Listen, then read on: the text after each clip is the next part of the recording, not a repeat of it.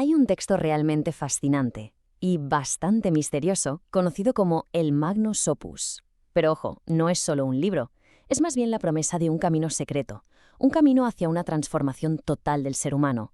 Ahora, la pregunta es, ¿qué significa exactamente esa transformación? Pues bien, la idea central, el corazón de todo esto, es lo que se conoce como la gran obra. Se trata de un proceso de unión creativa, de fusionar opuestos bajo una conciencia superior. Es un trabajo alquímico muy profundo, que va bastante más allá de lo que solemos entender por espiritualidad. Y aquí está la clave de todo. El texto lo dice sin rodeos. El objetivo es una transmutación simbólica. Se trata de convertir la luna, que es el alma humana, en el sol, el símbolo del ser divino, del Cordero. Es una fusión total, entre lo humano y lo divino. Pero claro, la pregunta del millón es, ¿cómo se logra algo tan monumental? Para no perdernos en este laberinto de ideas, vamos a organizarlo en 5 puntos clave. Primero, veremos qué es exactamente la gran obra. Segundo, cuál es el combustible secreto que la pone en marcha. Tercero, el mapa simbólico que guía el camino. Cuarto, el motor que nos hace ascender. Y por último, la increíble promesa que, según el texto, nos espera al final del viaje. Venga, pues vamos con lo primero. ¿En qué consiste exactamente esta gran obra o Magnus Opus según este texto? ¿Cuál es la meta final de todo este camino que parece tan duro? El punto crucial es este. No estamos hablando de una iluminación cualquiera, ¿eh? El objetivo es una simbiosis completa, una fusión total, donde lo divino, el Cordero, y lo humano, el alma, se unen hasta ser indistinguibles. Y de esa unión nace lo que el texto llama el Hijo del Hombre.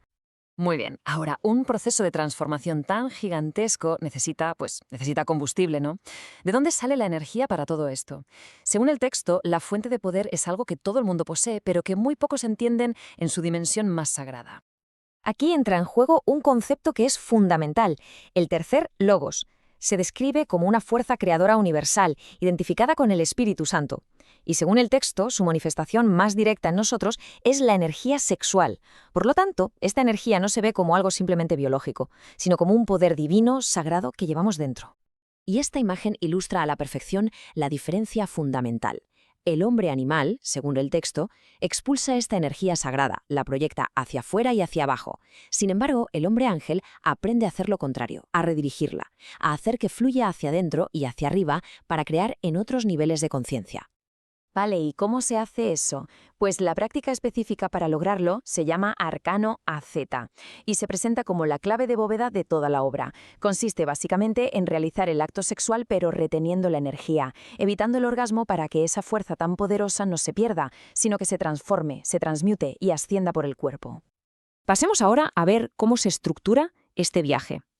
Ahora que tenemos la meta y el combustible, necesitamos un mapa. Y el texto utiliza los 22 arcanos mayores del tarot, pero no para adivinar el futuro, sino como un mapa simbólico que va describiendo las etapas y las pruebas de este camino iniciático. El primer paso crucial en este mapa, curiosamente, es un descenso. Lo representa el arcano 9, el eremita. Simboliza la bajada consciente a la novena esfera, que el texto identifica sin tapujos con el sexo. Es ahí, en el origen mismo de la energía, donde el iniciado tiene que empezar a trabajar. Después de bajar, llega una etapa de purificación. Y es radical. El arcano 13. Ojo, no simboliza una muerte física, sino lo que se llama la muerte iniciática. Se trata de la destrucción del ego, del yo. El texto lo llega a comparar con el mito de Perseo cortándole la cabeza a Medusa. Hay que decapitar a ese monstruo interior para poder seguir avanzando. Y el clímax de esta destrucción del ego lo vemos aquí, en el arcano 16. La torre fulminada es la estructura de nuestra falsa personalidad, de todo eso que creemos que somos, que es derribada por lo que el texto llama un rayo de la justicia divina. Es un colapso totalmente necesario para poder construir sobre unos cimientos que sean puros. De acuerdo, ya hemos empezado a trabajar con la energía y a purificar nuestro interior.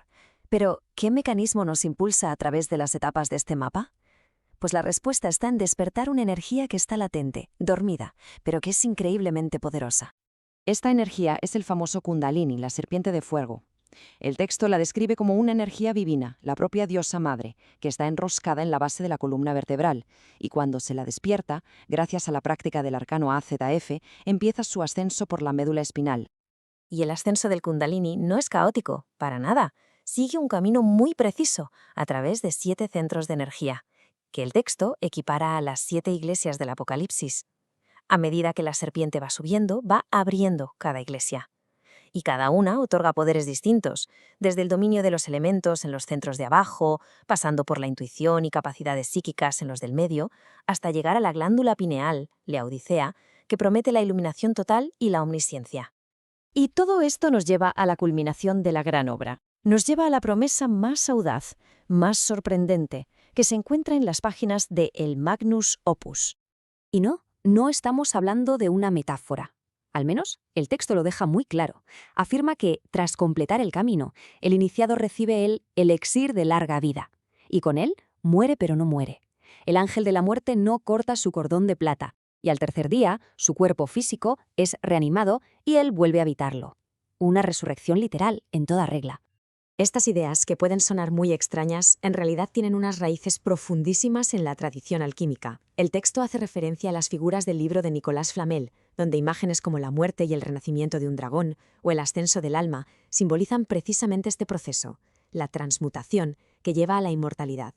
Y para respaldar estas afirmaciones tan potentes, el libro cita a varias figuras históricas que, supuestamente, alcanzaron este estado.